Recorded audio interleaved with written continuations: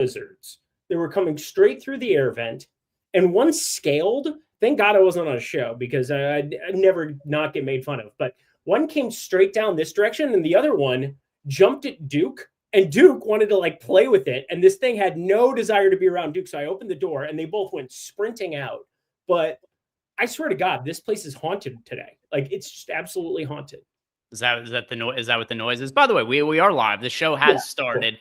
Eric was giving me the breakdown of the issues that he's running into in his office here, and I figured, the audience might want to hear about the lizards that are getting into Eric's office as well. So I just put us live while Eric was telling me all about it. But do us a favor, guys, as you're coming in here, like the video, subscribe to the YouTube channel. For every time you like this video, an insect, a lizard, who knows what else is less likely to end up getting into Eric's office over there. So do us a big favor and do Eric a big favor. Like the video, subscribe to the YouTube channel. If you guys do want to sign up for any of the packages that we have here at Stokastic, the link is down below in the YouTube description box. That'll also get you access to our Discord channel. If you have questions for us over the course of the show, at me in Discord so I could answer any of those. Eric, what is happening? How are you doing today outside of your office potentially being haunted? Yeah, I mean, that's definitely the worst part of it. Yeah, we've got lizards coming out of air vents. At least it's not bees, because as soon as those hit me, I die. That would be bad. Those would be very, very bad. So if I get stung by those, then you're going to get a new co-host, which is probably great for you, great for the people, bad for me. I don't know what to do about this because it is 100 degrees and I need the air conditioner going. But obviously there is a vent and they are chilling out in the cool area of the vent, and they just know it. And so they're like climbing all the way in from this little silver thing that comes up to my indoor vent thing. And they are just sitting there, apparently. But yeah, salamanders are bad. I'm not saying that it's bad. It's just that it's really creepy to have them jump out of your vent while you're working. It's not exactly a good work environment, but it is what it is. This sounds like the bad sequel to Snakes on a Plane, but it's lizards and snakes on a plane, salamanders or lizards, just straight up lizards.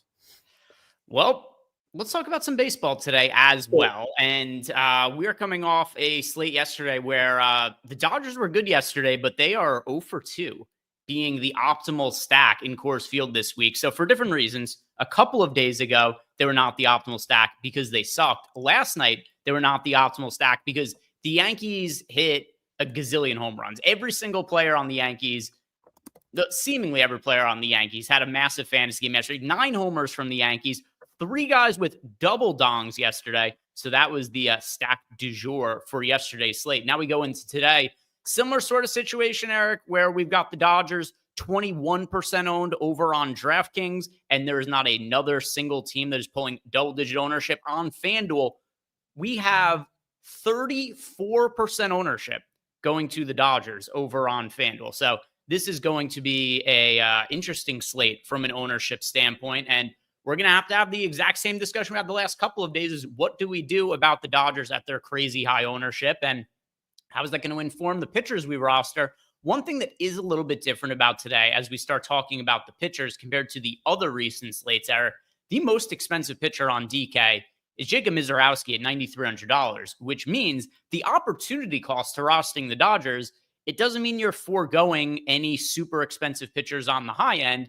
And despite that, though, because of some of the other concerns about the high-end pitchers, like Mizorowski, how deep is he going to be allowed to work into the game? Also, he's really struggled since coming off the injured list. Then you also got Noah Cameron pitching against the Texas Rangers, and Noah Cameron's solid, but he's not typically a guy you'd think of as somebody who should be the second most expensive pitcher on an entire slate. So do you like rostering either Mizorowski or Cameron for tonight?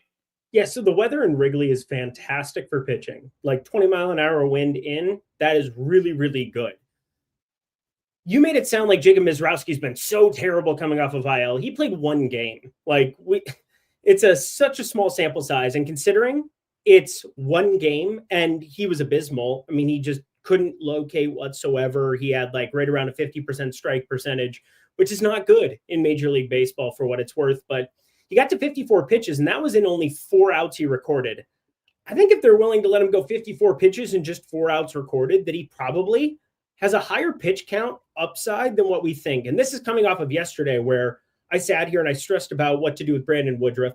Thankfully, put a little bit of coin on Brandon Woodruff under 17.5 outs because I couldn't believe that line existed at exchanges, and then Caesars and BetMGM both had it available. DraftKings FanDuel never dropped it. But I mean, what do you think about Jacob Mizrowski today? Because I think he's underprojected across the entire industry, across the entire betting markets.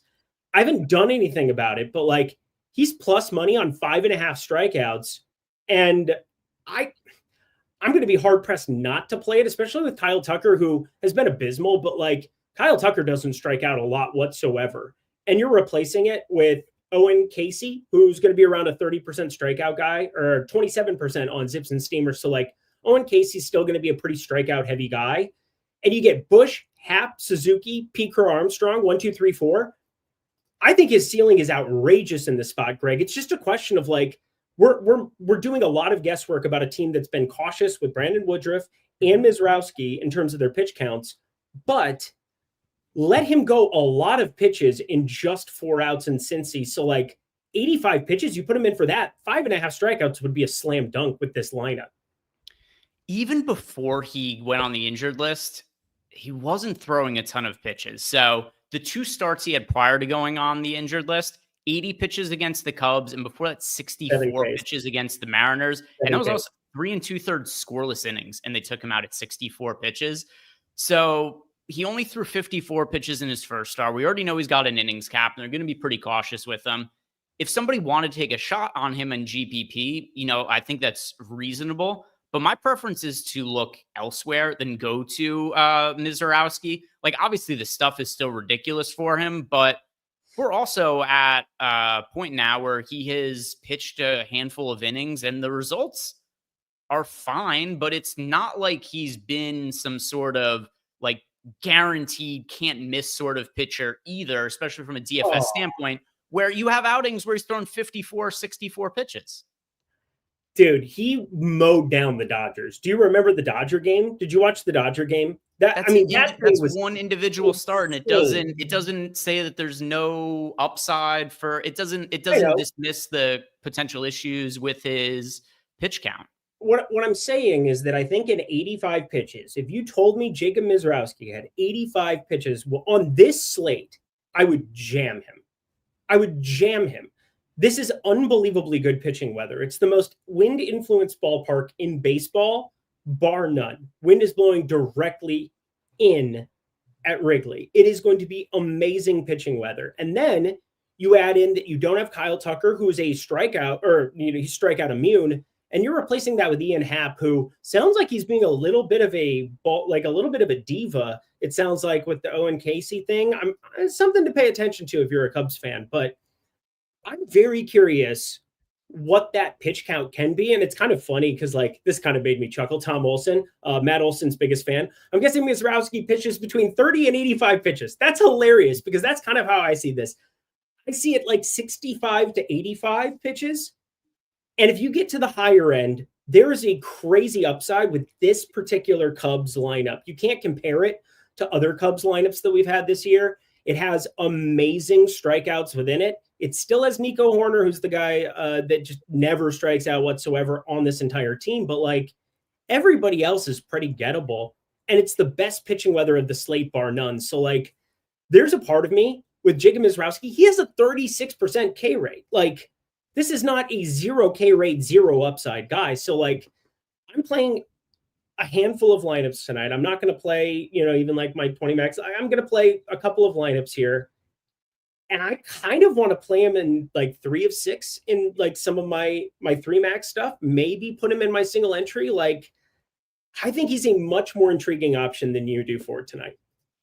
So, I mean, like if you want to go aggressive, I think he's playable. He's just far from my favorite pitching option on the slate. I don't think his leash is going to be very long today. Okay. If he got to 85 pitches, how much would you want of him in this? So these are different conversations, though. I don't think he's throwing 85 pitches. I think it's far more in the range of outcomes than you do. Like Brandon Woodruff is one thing coming off of injury. Jacob Mizrowski is somebody that they're doing it because he's a young arm who throws at 101, 102, that they just wanted to limit his innings. And the other part of it is that it was a calf issue. It wasn't an arm issue or anything else. It was a lower body injury. They put him on the IL that they wanted to give him some extra time. And it came out of nowhere. It wasn't even reported until like a Sunday morning before I went on a show with EMAC. And, obviously I got punished for betting Nationals +1.5 in that spot, which felt sharp at the time. Pretty not sharp in hindsight because they won 14 in a row. But I do feel as though Jacob Mizrowski, if you put him in for 80 plus pitches, he's firmly in play. And 85, 90 pitches would be like slam dunk at this kind of a number. And I think it's more in the range of outcomes. So like Sims, they're not getting to him a ton. It's fine, 9,300. We got Hurston Waldrop, who I think is very intriguing. Yusei Kikuchi has tons of strikeouts. Drew Rasmussen, who might be one of the better pitchers on the entire slate. Shohei Ohtani, we know he's only going 5, but yet is pulling a ton of ownership because it's Colorado. I want to bet is under 6.5 strikeouts. But no matter what, I think do not play Miz in cash. That is not what we're talking about at all. I would never play Miz in cash. But I think in tournaments, he's probably my favorite contrarian pitcher on the entire slate. Does it change your opinion at all that not only is the strikeout prop at 5.5, but it is dropping? Yeah, it's dropping like crazy. I'm just watching it on Novig nonstop here. So I've got my phone pulled up in the corner of the screen. It's at +135. If that thing gets to +140, I'm going to bet it. Like, I'm just staring at it, and I just don't see how with the top 4 that you get for the Cubs here. I mean, how many times Jacob Mizrowski struck out the side for Cincy, even in that game that he got obliterated. Like, he still had 3 strikeouts in the first inning. He's got that kind of stuff. And now you go from like a Great American Small Park, his first time coming off the IL, to potentially being just fine to go 75, 80 pitches, maybe 85. And, that would be a slam dunk. He had 91 pitches against the Dodgers, and that was one of the better pitching performances I've seen all year long. 12 strikeouts. I mean, it was like Luzardo on crack today. I mean, it was just incredible stuff from Mizrowski. Throws at 102 elevated, and then doesn't have any off-speed stuff that doesn't still hit 90. It's just absurd to watch. So maybe it's just a part of me that sees this specific Cubs lineup and sees 8-9 strikeouts, even in 80 pitches in the range of outcomes. But yeah, definitely want to fire it up. What is this? I've never seen the My Girl movie. I'm the little kid from the My Girl movie. That can't be a compliment. I doubt it. I also have no clue what the reference is, but I'll do a Google search here. Let's see. Little kid from My Girl movie. This is not going to be good.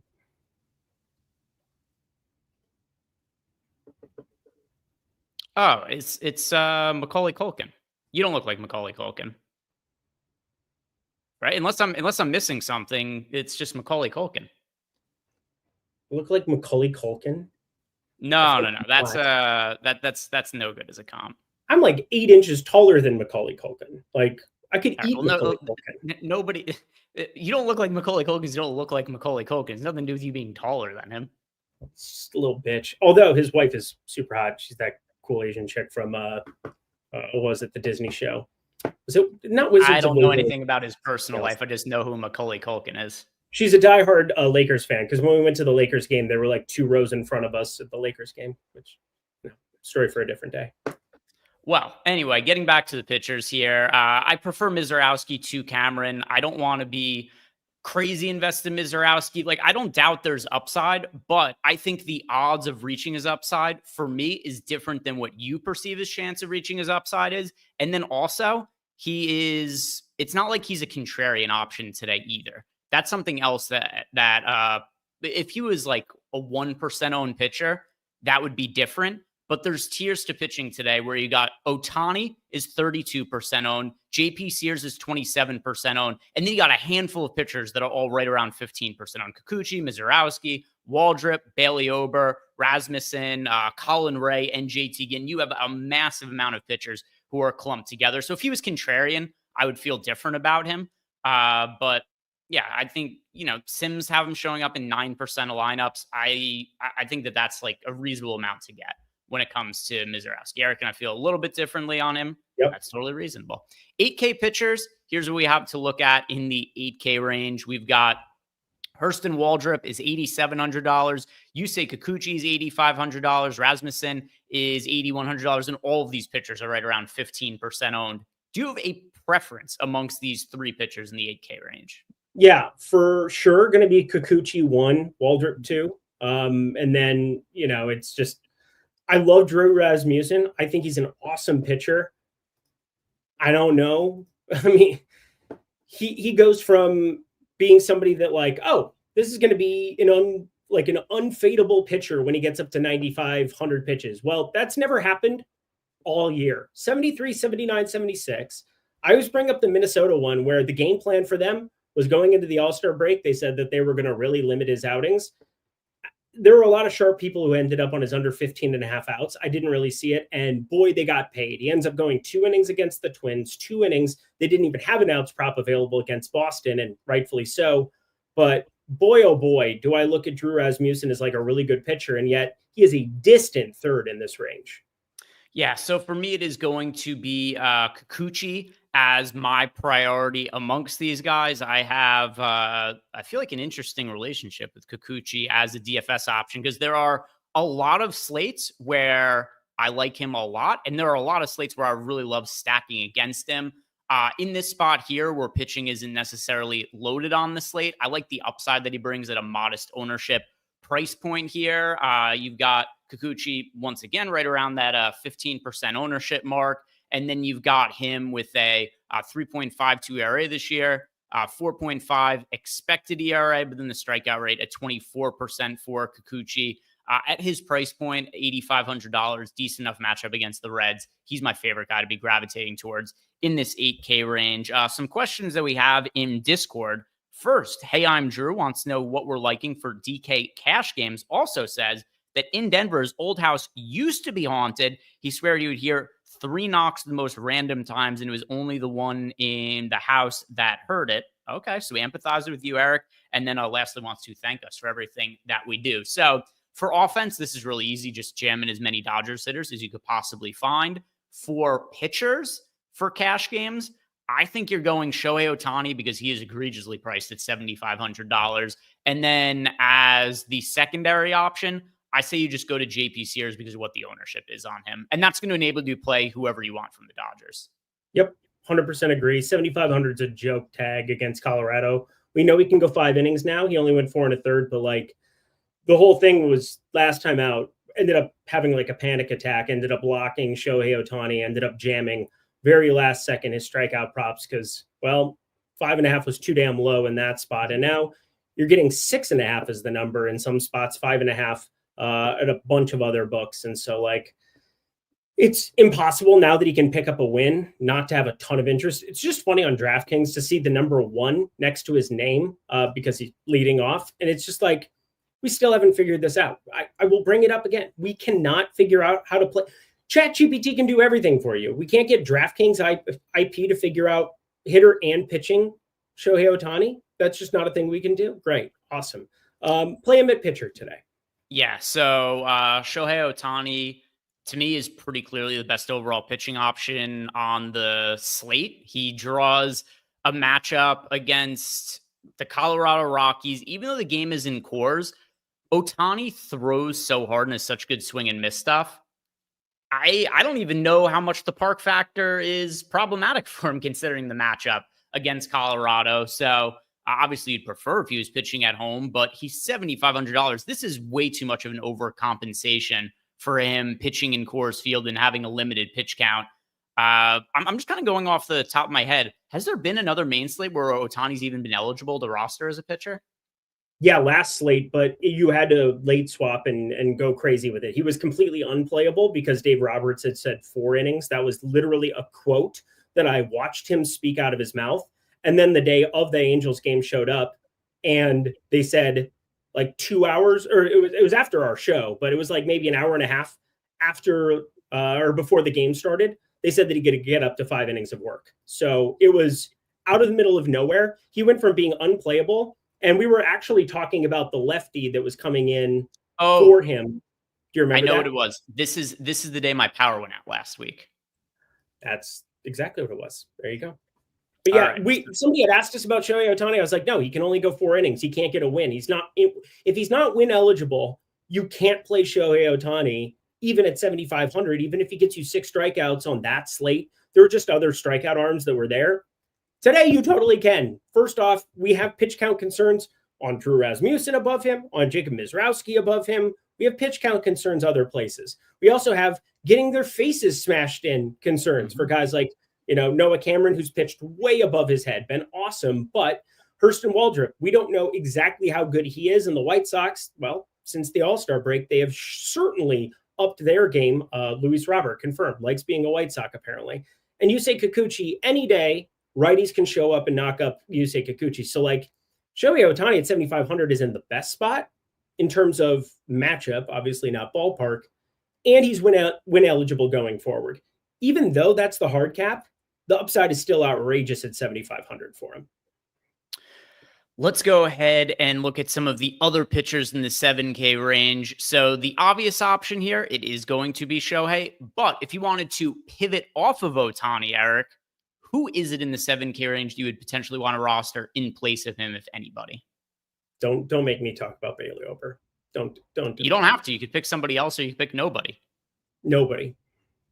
Okay, that is fair. That You can are be absolutely Martin allowed to Perez pick nobody. 2.5 strikeout rate. Schlittler taking on Tampa. No thanks in that ballpark for a guy with long ball problems. And then Bailey Ober, who I can't talk about Bailey Ober. Don't make me talk about Bailey Ober, please. Olrat. Shout out to Olrat. He says your free tails rocks. Won quite a few. Thanks. So I assume he's talking about my free tails, although you guys could also follow Eric over there on tails. But yeah, everything that I post over there is totally free, and you guys can get access to it just by going over to tails.bet. You give me a follow over there and just search for me. I'm pulling it up on screen on a secondary screen right here, and my computer's a little slow to load. Yeah, just go over to tails.bet. You could search for me. You could search for Eric. You could search for anybody else you're looking for. You could search for individual leagues if you're looking for MMA bets or anything like that. So yeah, go on, head over to tails.bet and get access to Eric's Tails package, get access to my bets totally for free that I post over there. So, all right, thank you for the super chat. And if you guys want to win just like him, like I said, totally free. You go follow me over on Tails. So for me, in the 7K range, I'm surprised you didn't bring him up, Eric, because there have been a lot of other starts that you have liked. Cam Schlittler, he is, what's his ownership right now? 8%, 7%? It is, yes, 7% ownership on Schlittler. Mm-hmm. There's obvious downside, but I mean, you have a guy who has a 23% strikeout rate, who in the minor leagues regularly had strikeout rates over 30%, has really good stuff, throws really hard, super, super difficult for him to keep the ball in the strike zone and keep the ball in the yard at times as well, with an 18.8% home run to fly ball rate. But at $7,500 and 7% ownership, or sorry, $7,700 and 7% ownership, I'm willing to roll the dice on somebody like him compared to the other guys in this price range. Like Bailey Ober is 2x the ownership of Cam Schlittler. You got Landon Raup and Jacob Latz with the same ownership as Cam Schlittler. I think he's got, outside of Shohei Ohtani, I think he's got the second most upside in the 7K range. I like the stuff. I am not personally playing him today. So I have played him quite a bit, more than the average bear, that's for sure. The fastball is really good. The fastball is going to be major league. I mean, it was major league ready immediately. He looked like he was going to strike out everybody with just a straight out four-seamer, but I don't love this. I will say this, you get Hae-Sung Kim replaced by this absolute nobody, Bob Seymour. This guy strikes out a metric ton at AAA and strikes out a metric ton at the big league level. It's been all of 13 plate appearances, but like he struck out half of them basically. I get it. I completely get it. I'm more inclined to get different by going to a guy that I have better feel for in Mizrowski than him to get different at like 10, 12%. But I totally get it depending on what stacks you're playing. By the way, Ha-Sung Kim was in the lineup. He was scratched from the lineup. A new lineup has come out. Now he's back in the lineup. So all over the place. Hell? All over the place. But yeah, he is back in the lineup as of now. By the way, Oh, cool. Sniffs1234 wanted to hear our thoughts on Waldrop a little bit more. So overarching for the slate, I prefer getting to Kikuchi for $200 less, and the ownership is pretty comparable between the two. As far as Waldrop goes, I know the start of his big league career this year. I shouldn't say the start of his career overall because he pitched really poorly last year. But this year, in the few appearances he's had, have gone pretty well. He's made 3 appearances. He's got a 1.02 ERA, a 2.9 expected ERA. Consider me skeptical, Eric. Have you looked at his AAA numbers? I have. They're bad. And concerningly so. Because you've got a guy who made 19 starts in AAA this year. So pretty reasonable sample size, 19 starts, 91 innings. He had a 4.42 ERA, a 4.4 FIP, and then didn't generate that many strikeouts either, only a 22.5% strikeout rate. I tend to think what he's done at the big league so far is an anomaly in these 3 appearances that he made so far this year. So I'm not super high on Waldrop for tonight or for the rest of the season. I think he's been all right. I mean, you can't deny a 3.42 xFIP, 2.04 FIP, like a little bit higher strand rate than normal, a lot lower. Where are you getting those numbers from? 205 BABIP. I'm looking at his 2 starts. He's only had 2 starts. He's had 3 total appearances. Okay, yeah, gotcha. Waldrop, 205 BABIP, 85.7% strand rate. I mean, he's kind of going through stuff that he's had this year. I'm not talking about his AAA numbers. I'm talking about what he's actually done when he got called up here. Probably with you, we're like, I don't know. I think 4.5 Ks is still a little bit low considering this White Sox lineup that got rolled out, but I'm with you. I don't think he's going to be that good. I like Kikuchi a lot more in that price range than I like Waldrop. Yeah, so the other thing to consider here as well, the weather's pretty dicey for that game. So you're adding in a pitcher who I'm pretty skeptical about how good they are, considering how poor his numbers were in the minor leagues. And now on top of it, you're running the risk of the game getting delayed in the middle. And when you consider he's a 23-year-old pitcher, if there's a rain delay in the middle, he's done for the day. He's not coming back out. So I'm kind of combining all those things together. And my preference, Kikuchi for $200 less than the same ownership. Yeah, people are asking about the weather in Atlanta. It's dicey. It's dicey. There's a chance of thunderstorms in the middle of the game.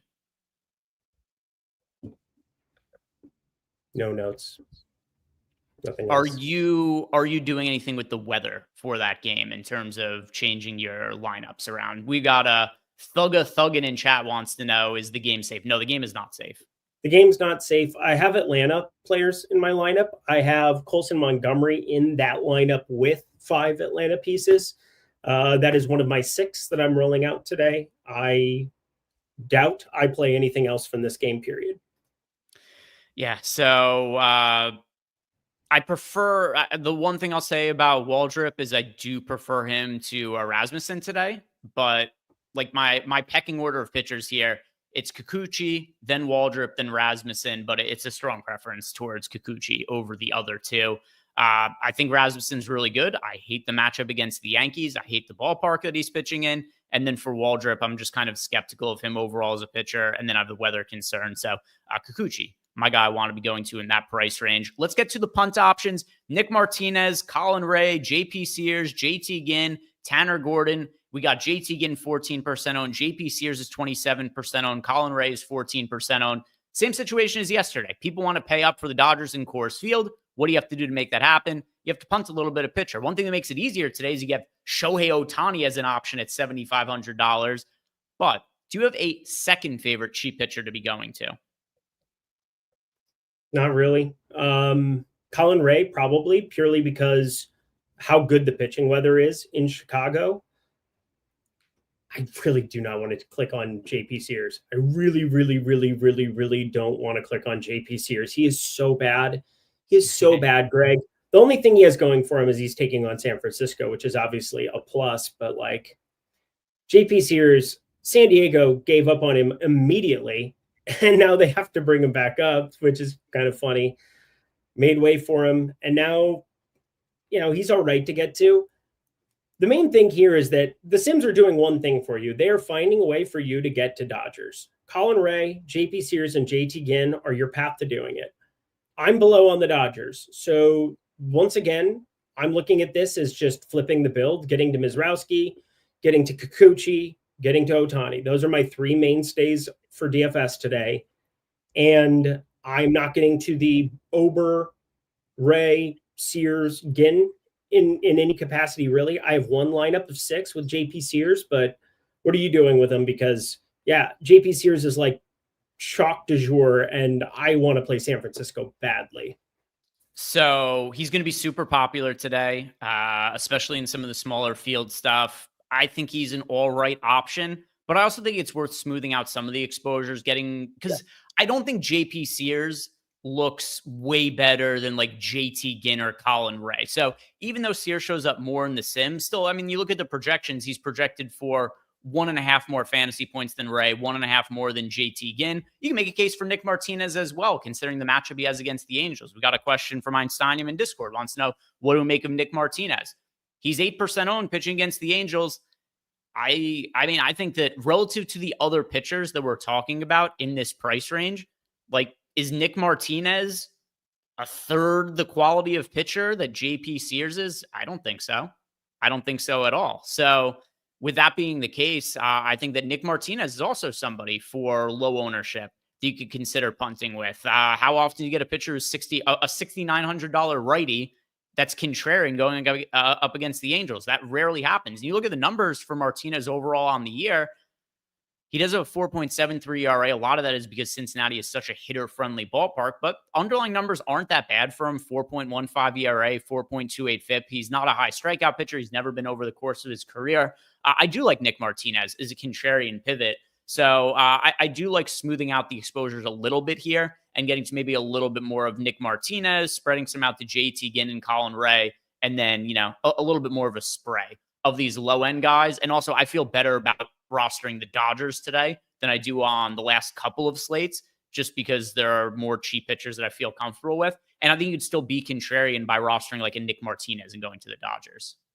Yeah, not Nick Martinez for me. I'm actually probably going to end up playing his under on strikeouts as well when it's all said and done, waiting for a better price. He has crazy reverse splits. He always has. He always will. Nick Martinez strikes out lefties at a 21.1% clip, mainly because of the changeup. He has a changeup that plays very live to lefties. You have no fucking lefties in the Angels lineup, and against righties, he has just a 13.5% K rate this year. But you go back over the course of his entire big league career, 17.7% K rate to righties, 23.2% to lefties.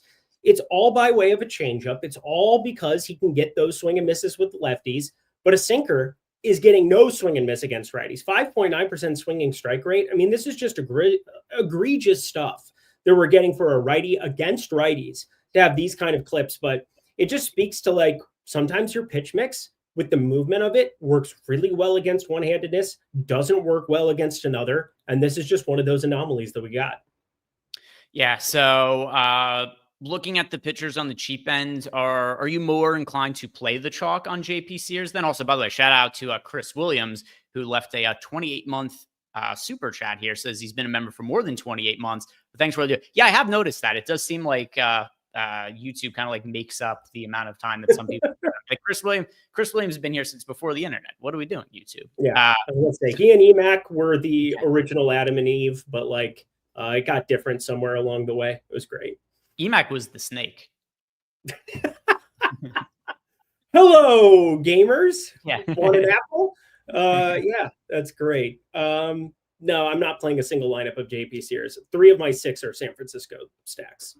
Okay. I do think that's a reasonable leverage stack, but if you had to pick one cheap pitcher to go to, then who would be your guy on the low end? Colin Ray. He's now in 2 of 6 for me. So I'm playing him in 2 lineups. All right. Do I think Colin Ray's good? No. Do we think any of these guys down here are good? No. But Colin Ray has 20-mile-an-hour wind blowing in Chicago against a Brewers lineup that's been really, really good. But you get Blake Perkins, Christian Yelich. I mean, you're going to get some swing and miss by default with some of those dudes. Isaac Collins, Bryce Trang, like there's still strikeouts available to you here with this current iteration of the lineup. Is this a coincidence? My birthday is August 23rd. So Chris Williams, I don't know if you just happen to know that information or somebody else said their birthday was August 23rd, but mine's August 23rd. Ben Raza's is August 22nd on Friday. So yeah, lots of somebody else maybe has an August 23rd birthday in here as well. Shout out to Sotex. Sotex also, it says member for 38 months, says that he's been here too. Thanks to Greg and Eric. That's us. Yeah, Sotex, OG to my content. Sotex was one of the first people to ever post a comment on one of my Basketball Monster articles, and that was also in the forever ago. That was like 2016 or something like that. Amari Stoudemire. Just you sitting there writing articles as a 2-year-old. That's fun. Yeah, that was forever ago. Yeah, let me think. When was that first article I wrote? That would have been in October of 2016. So Sotex, OG, Sotex. And then I was here for the Kayla shows. We all were, unfortunately. B Funk says 30 months. All right, now we've got a competition going on here. Malukar's gifted out 5 YouTube memberships. Thank you very much, Malukar. And for anybody else who wants to support the channel, like the video, subscribe to the YouTube channel, sign up for one of the packages that we have here at Stokastic. All of that, very much appreciated. Eric, let's get to FanDuel pitching. Although, is there anything else you want to talk about as far as the DK pitchers go? No, I'm playing one lineup on FanDuel. I've been doing pretty well on FanDuel the last couple of days, so I should probably play more over there than what I have been recently. But just a reminder, playing multiple sites, not a bad thing. All right, so let's talk about the pitchers on the FanDuel side of things then. And here's what we got for the projected pitcher ownership over on FanDuel. We've got 32% ownership going to JP Sears. He is crazy popular over on FanDuel. This is what happens when the Dodgers as a stack are like 35% owned. But yeah. JP Sears, he's 32% owned at pitcher at $7,200. JT Ginn, he's 16% owned at $6,700. Bailey Ober is 13% owned at $7,700. The most popular spend-up pitcher on FanDuel, Eric, it is Waldrop at $9,100 and 5% owned. If you're playing a cash game lineup on FanDuel, I know you don't love JP Sears today, but he's so popular. Do you just play him because of how popular is it for cash game purposes? No, I do not. I absolutely am vehemently against playing JP Sears in cash today. If you play JP Sears in cash, I don't know what to tell you. Like, either don't play cash today or play something that at least has strikeouts built in. Yusei Kikuchi, he's my favorite tournament option over there. He's in my one lineup, and it doesn't even make sense. So you don't get Shohei Ohtani over on FanDuel today. So that was the first thing that you notice. You can only play him in the outfield 5,200. So you're going to probably play Shohei Ohtani in a number of lineups if you play more than one. Yusei Kikuchi at 9,600. You look at his strikeout prop relative to everybody else here in the range, and it's just like, I don't even know what's going on with the field right now, what they're paying attention to, other than I'm going to just jam the Dodgers no matter what. And I get it. If you want to go that direction, awesome. But even in cash, I can play Kikuchi. I'm doing it right now. I can play Kikuchi. I can click on Ohtani. I can probably click on another expensive bat. And this is super easy to still put together a Dodger-laden lineup. I mean, you're not going to play Buddy Kennedy in cash at 2,600. You're not going to play Rojas. I hope you recognized the pinch hit risk that you had last time out, and you're not going to get burned by it this time around for everybody. I mean, less or so considering it's already a righty there for Miguel Rojas, but there are times that they'll still bring a lefty out, pending the situation. But you can still play Conforto at 3K. I think he's cash viable. You can probably, there's only the one lefty in the Colorado Pens, so this is a much better spot to be a lefty and not get replaced, having a guy like Conforto there. So, you can get to Freeman, you can get to Conforto, you can get to Ohtani. There's 3 Dodgers right off the bat, and there are a ton of cheap bats that we can rotate in. I mean, we got Wyatt Langford, who just continues to be eternally underpriced over there. He's 3K outfield batting leadoff. You're probably clicking on that against a lefty there. I don't know. It's super easy for me to get to Kikuchi and play him in cash. I would probably just do that, honestly, and just throw the ownership out the window. Yeah, it's just not how I like to talk about cash games. I'll still say that people should play, because I think he's going to be like 60 to 70% owned in cash games. So I just say hold hands with the field in that kind of scenario with JP's. Here's for tournaments, play somebody else. For tournaments, go and play Yusei Kikuchi and get yourself on a completely different lineup build over on FanDuel. You could You could go to a low-owned Nick Martinez. Like, I think Nick Martinez, especially on FanDuel, where the strikeouts don't matter as much, I think there's a pretty good chance you get 6 decent innings out of Nick Martinez, get a quality start. And then at $7,500, you're getting him at a comparable price range to guys like Bailey Ober, JT Ginn, JP Sears, who are all way more popular than Nick Martinez. So if I'm going to be cheap and be contrarian on FanDuel, I like going to Nick Martinez, or I could pay up to Yusei Kikuchi and be contrarian. Ryan Stubbs left this comment here. I'm going to defend Josh on this. Says, remember when Josh was supposed to get a tattoo? I will tell you that in earnest, Josh tried to get that tattoo and nobody would do it. Him and Lofty, we were on a company retreat in Chicago. They called every single tattoo parlor that they could find in Chicago, and none of them were willing to do the tattoo. It was so funny. It was so great. Give him so much shit. He still owes us something. We got nothing out of that deal. That sucked. Yeah. I don't even remember what the bet was, though. It's just that, what was it? Can't remember. I think it was scoring in like an all-star game. Him and Lofty had the bet. Yeah, could be. I don't remember all that. But anyway, let's go to stacks here and we'll pull up the stack exposures. And you guys will see here that with the ownership on the Dodgers being super high, once again, the Sims are undercutting the ownership on the Dodgers. I personally like this spot a little bit more for the Dodgers than I did on previous slates. Even though they are super popular, there are pitchers like Nick Martinez that I think are reasonable to go to at a cheap price point while also being kind of contrarian. And I think that for the first time this week, this has been the best time to approach a chalky team in the Dodgers. The other teams that are showing up prominently in the Sims are the Angels, the Braves. Mentioned there are some weather concerns there. A little bit more impactful for the pitchers than the hitters, but still not zero weather concerns. And then the Rays against the Yankees showing up a decent amount as well. Eric, now for single entry, I'm going to go to a team different than the Los Angeles Dodgers. For large field tournaments, I like them quite a bit, though.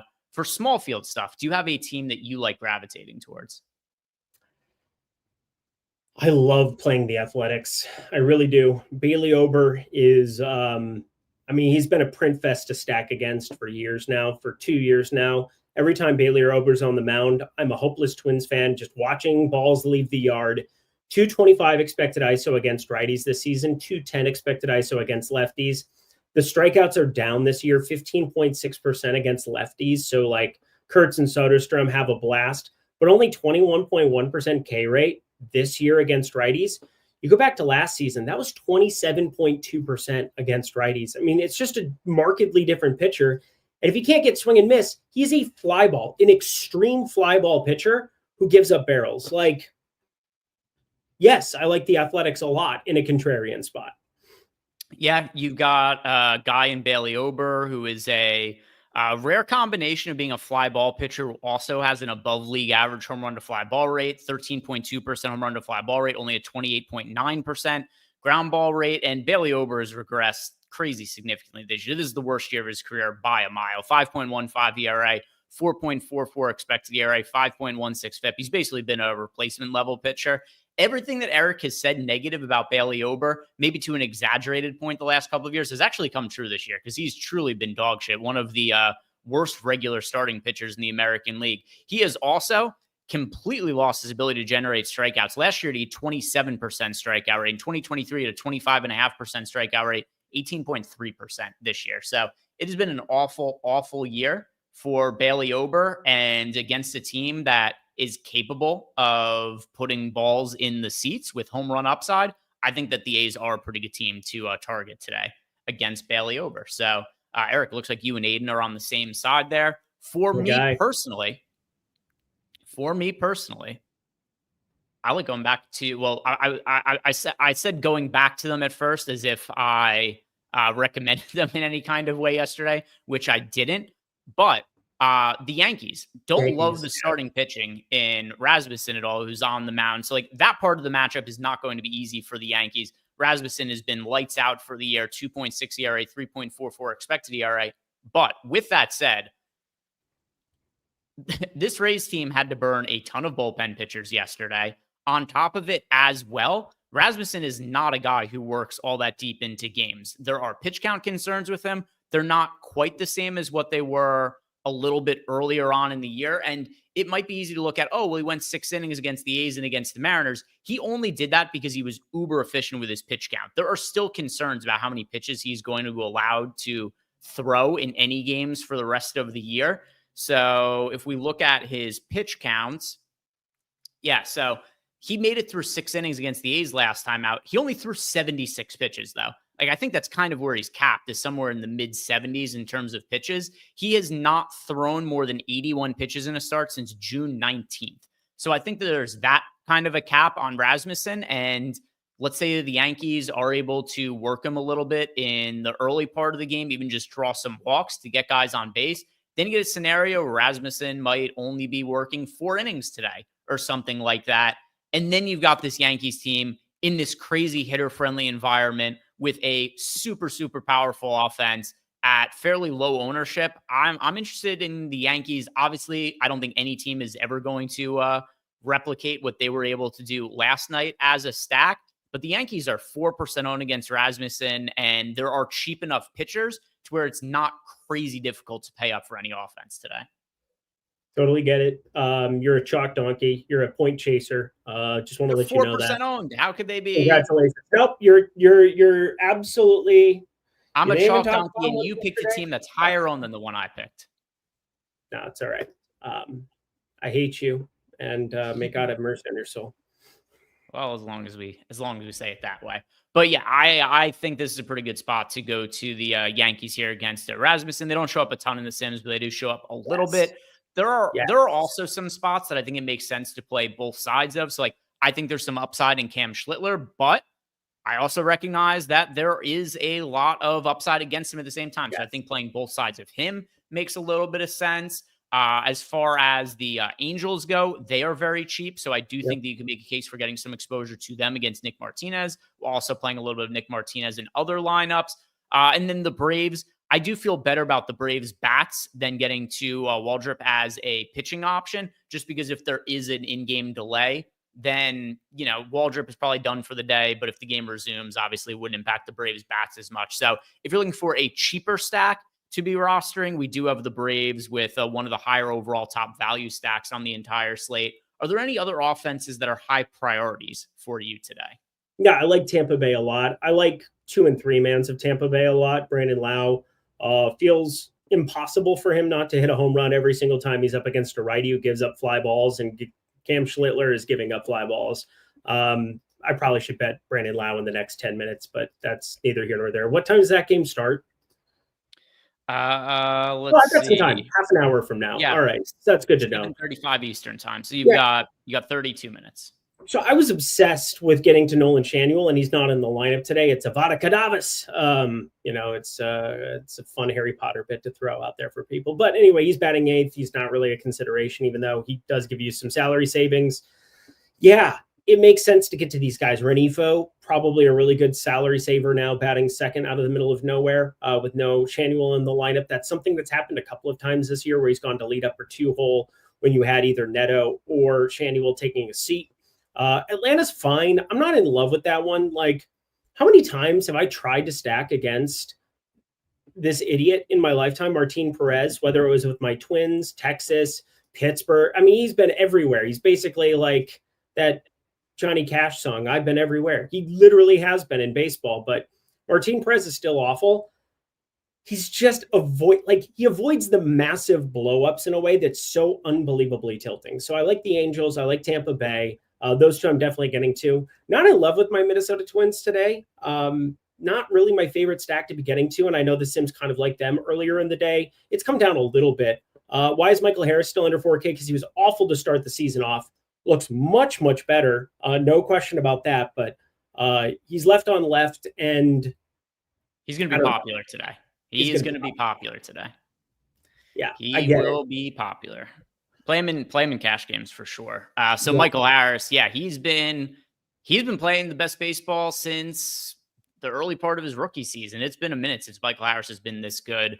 And even some recent slates where he's been in good spots, he's still been like $3,500. So Pricing, particularly on DraftKings, has been very, very slow to adjust to Michael Harris. Also, I think that there is a pretty good leverage stack to be had in stacking up the Giants today, just because you've got the Giants, one of the lowest owned teams on the entire slate. JP Sears is the second most popular pitcher. And it's not to say that I think that the Giants are the most likely team to be a top scoring team on the slate or anything like that. I just think they are underowned. JP Sears is overowned. And as a result, you're getting a little bit of leverage there. JP Sears, he got traded for, and Eric had already mentioned it. He got traded for. The Padres saw what they were getting out of him. They're like, oh no, we're sending this guy to the minor leagues. We do not want him to be on our big league pitching staff. Injuries happen. He ends up coming back up. 5.12 ERA. He's got a 5 FIP for the year, strikeout rate of 20%. He's just kind of a slightly above replacement level pitcher who, because of the outlook of the slate and there being the Dodgers playing in Coors Field and them being expensive, the field ends up gravitating towards him a lot. Like, I understand why that happens, but in some small field stuff where JP Sears is going to be like 35 to 40% owned, it's a little bit too much ownership, in my opinion. So there's definitely leverage to be had in stacking up the Giants, and it's almost solely because of the ownership on JP Sears. Yeah, they're my other stack. I mean, I brought them up earlier. I thought they kind of went to the forefront of like teams that you already knew I was prioritizing. It's them. The Dodgers, if I were playing more lineups, would definitely be a big part of it. Yet again, Ohtani, if he wants to go completely nuclear and a homer inside of plus 150 today, go right ahead. Have a blast. Knock yourself out. Every other Dodger would be very, very bad for me outside of Michael Conforto in that lineup on FanDuel with me too.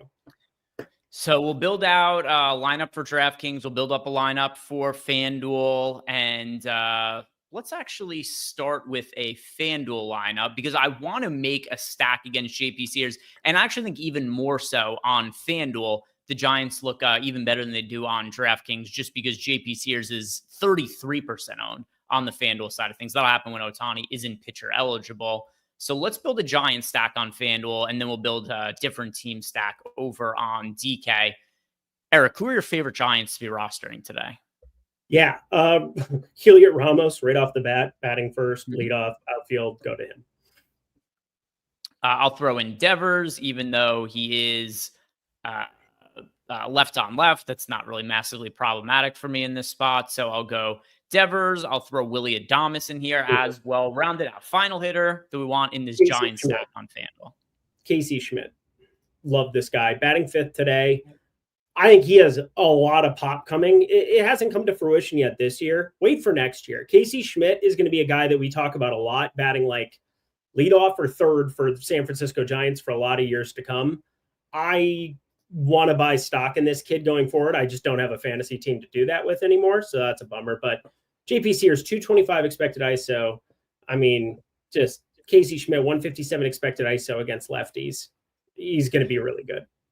So we got the lineup filled out, and we got the Dodgers fit in here pretty easily as a secondary stack. And I mean, this is another spot where the Dodgers, you don't have as much ownership concern just because of the fact that the Dodgers, while they are going to be insanely popular in Coors Field, you do get a little bit of a reprieve when you're stacking against JP Sears, because the reason Sears is so popular is because people want to play the Dodgers. Then you stack against them. And then in here, we've got both Shohei Ohtani as well as Freddie Freeman, but then also Chandler Simpson and Bobby Witt Jr. rounding out the lineup. JT Ginn ended up being the pitcher. Let's sim this and see how it goes. Great lineup, 28.4% sim ROI. So that one ended up working out for us on FanDuel. So Eric, I picked the FanDuel stack. You picked the DraftKings stack. And then we are going to do some home run picks. And I made sure to leave a couple of minutes here so I could read your guys' home run picks off because we ran out of time for that yesterday. What stack do you want to build on, DK? Well, let's build out your point chasing Yankee stack. That'd be great. All right, which we can go to here and... you said you don't like the Yankees. Now all of a sudden we're building the Yankee stack. Look at us building Yankee. Well, yeah, I haven't built one yet. So what I do is I build this simultaneously with you, and then I put it in a lineup. I'll enter it. So it's been fun. All right. So you lead us off here. You don't like the Yankees, but I'm Greg. I love Aaron Judge today. I bet he goes yard today. All right. So Aaron Judge, who is now obligated to be my dong pick of the day, he's going to go into the lineup.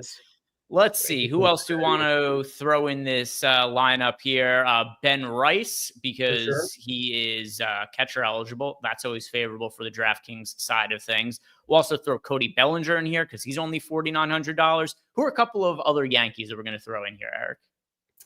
Let's get Jason Dominguez in there as well. Way better from the left side of the plate. Unplayable against left-handed pitching, but against righties like Drew Rasmussen, that's the only time you can really find any utility for him, and he makes your stack a little different.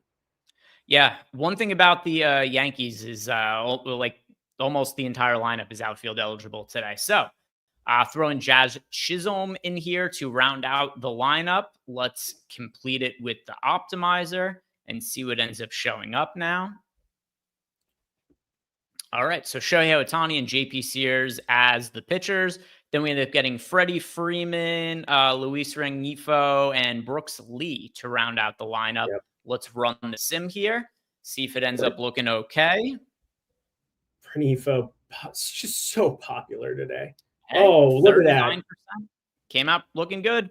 39% sim ROI for the Yankee stack. And now it is time for dongs, Eric. So I feel obligated to. You've already mocked me for picking Aaron Judge to the home run before I even did it. So now I'm even more obligated to. Aaron Judge to homer today. Eric, who are you picking? Is your dong pick? And they'll read off chat's picks. Oh my God. I'm kind of torn because I've got two. I've got like the DFS one, and this has actually gone well when they've kind of converged and been the same guy. So let's just get right to it. Brass tacks. Bailey Ober deserves punishment beyond punishment beyond punishment. I bet Brent Rooker, I was break even closer to like plus 280. He is plus 360 at Onyx odds today. It was plus 360 at DraftKings earlier today as well. That's where I ended up playing him. So Brent Rooker goes yard for us. Nick Kurtz, Tyler Soderstrom. I mean, this A's team should just go ballistic today. All right. I see some of the picks are starting to flow in from chat. So let's see what you guys have for us. And if you haven't done yet, like the video, subscribe to the YouTube channel, head on over to Tails to get some free bets for myself for the rest of today, for tomorrow, for the weekend, and forever going forward. I've got a lot of free stuff over on Tails. You can also check out Eric's Tails package where he's been crushing it with baseball over the summer. Now, your guys' home run picks. We've got here Barnaby O'Toole is going with Matt Wallner. B-Funk has got Noel V. Marte. Pierre is going with Brandon Lau. Sotex is Mike Trout. Artful Dodgers got Helio Ramos. We've got Walton Horton going with Hayes and Hayes. Junior Whopper's got Marcel Ozuna. Titsit God has got Luke Maley for 2 homers. I'm not making I survived the bet once. I'm not doing it again. We did a bet the other day. If Luke Maley homers twice, I would have to cut my cock off on stream. I'm never going to make that bet again. I'm 1 for 1 on not having to cut my cock off. And guess what? Never making that bet again. That is a bet that I want to be undefeated on. Harlock, 73. He's got Ozzy Albies. We've got Ryan Stubbs going with Wilmer. We've got Trip D's also going. Boy, lots of guys going with Giants today. Helio Ramos from Trip Deasy. We've got Mike Campbell going with Shea Langoliers. Fistula Poop Watchers got Byron Buxton. Game 7 Rock has got Trout, Ramos, Kurtz, and Ohtani. We've got Patrick Maduke going with Brooks Lee. PTFD is going with Wallner. We've got Ramos again from John Davis. Boy, Ramos is crazy popular today as a pick. Pete Wheeler, is that the same Pete Wheeler from Backyard Baseball? He's got Ozzy Albies. We've got Matt Olson from Tom Olson, Junior Caminero from Hayes. Eric has got Kurtz and Caminero. Ghostface Kicker's got Andy Pajes. Chris Williams also has Helio Ramos. NY Stiegel has got Lawrence Butler. Nicholas Barrett is going with Tyler Soderstrom. We've got Malukar going with Helio Ramos. We've got Ken Ratty's got Brandon Lau. Devin Klein has got Lennon Sosa. JJ Bleday from Brandon Joy. Mike Trout from Mike. I feel like there's only 4 players being picked to homer today. I'm just reading the same names over and over again. Hayes from Eric Susquist. Where, oh my God! What? Where are some of these? Where's the fucking name? Dude, fuck you! What are you kidding me? Is this real? Also, you picked the dumbest fucking person you possibly could. So congratulations! He's one of 4 people who picked Hayes. Big Kev has got Rooker. We've got again Mike Trout from Jason Farnes. We've got Acuna from Jason. Will Cream has got Kurtz. We've got Larnock as the pick from, my chat's moving. Here it is. H-Town DZ went with Larnock, Outman from Brian Z, Langford from Ram33, Neto for 2 homers from Jake DeWitt, and then we got a lot of troll picks in here. So that is going to do it for us today, guys. Thank you very much for watching. Like the video, subscribe to the YouTube channel if you haven't already. Head on over to Stokastic or use the link down below if you want to sign up for any of the packages we have here. Good luck with your lineups tonight. Eric and I will see you back here tomorrow. Peace, guys.